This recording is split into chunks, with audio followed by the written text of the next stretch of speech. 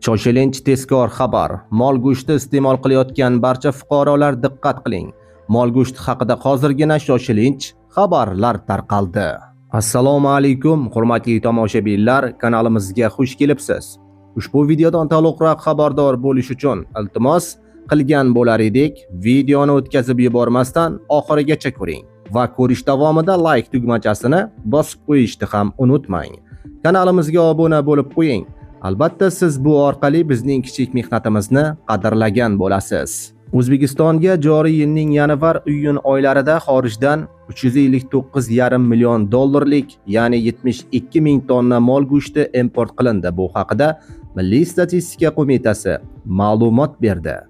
Qayd etilishicha, import hajmi o'tgan yilning shu davriga nisbatan 6 ming tonnaga yoki 9,1% ga oshgan.